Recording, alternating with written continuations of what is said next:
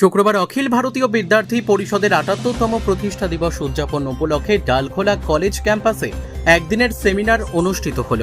এই দিনের সেমিনারের মূল বিষয় ছিল ছাত্র শক্তি রাষ্ট্র শক্তি। এই দিন প্রথমে অখিল ভারতীয় বিদ্যার্থী পরিষদের পতাকা উত্তোলন করা হয়। তারপর সরস্বতী ঠাকুরের ছবিতে ও স্বামী বিবেকানন্দর ছবিতে ফুল দেওয়ার পর বন্দে মাতরম জাতীয় সঙ্গীতের মধ্য দিয়ে অনুষ্ঠান শুরু হয়। অতিথিদের ব্যাচ ও ফুল দিয়ে বরণ করার পর ছাত্র শক্তির রাষ্ট্র শক্তি উপরে আলোচনা করেন ও মূল্যবান বক্তব্য রাখেন। নৃত্যের মাধ্যমে অনুষ্ঠানের সমাপ্তি হয়।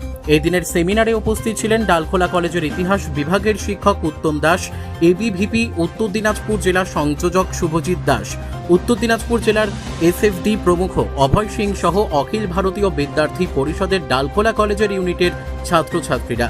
আর কি জানালেন শুনুন। শুভজিৎ দাস, অখিল ভারতীয় বিদ্যার্থী পরিষদ, উত্তর দিনাজপুর জেলা সংযোজক।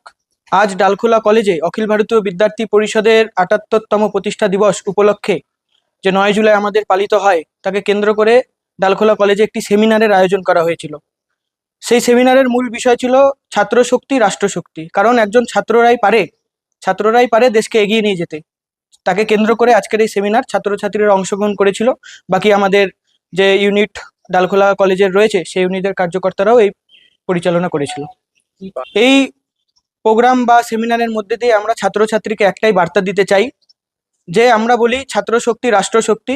দেশকে এগিয়ে নিয়ে যাওয়ার জন্য ছাত্রছাত্রীদের এগিয়ে আসতে হবে, নেতৃত্ব দেওয়ার জন্য ছাত্রছাত্রীদের এগিয়ে আসতে হবে। আর কলেজের সমস্যা সমাধানের জন্য, নিজেদের কলেজের সমস্যা সমাধানের জন্য ছাত্রছাত্রীদেরই এগিয়ে আসতে হবে। ছাত্ররাই পারে সমাজকে এগিয়ে নিয়ে যেতে। বা আমরা যেটাকে এখন ৯ থেকে ১১ রাষ্ট্রীয় ছাত্র দিবস হিসাবে পালন করছি, তো সেই রাষ্ট্রীয় ছাত্র দিবসের যে মহান একটা উৎসব, এই উৎসবে আমরা একসাথে একত্রিত হয়ে বসতে পারছি, এটা আমাদের সৌভাগ্য।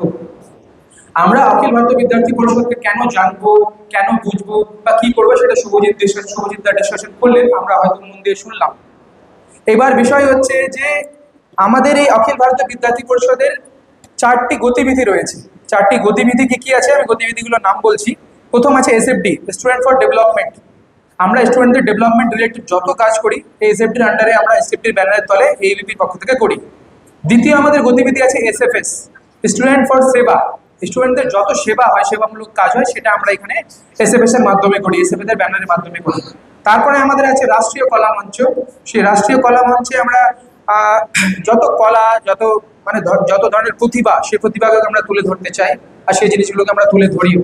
তার সঙ্গে সঙ্গে আমাদের আছে একটা খেলো ভারত দিয়ে আমরা যে সকল স্টুডেন্টসরা খেলাধুলা খুব পছন্দ করে বা খেলাধুলায় এগিয়ে যেতে চাই, তাদের সেই সামর্থ্যকে আমরা আরো গড়ে তুলতে চাই এবং তাদেরকে আরো এগিয়ে নিয়ে যেতে চাই, সেই ক্ষেত্রে আমরা সাহায্য করি। তো এই 4টা গতিবিধি আমাদের অখিল ভারতীয় বিদ্যার্থী পরিষদ কাজ করে, 4টা গতিবিধি নিয়ে।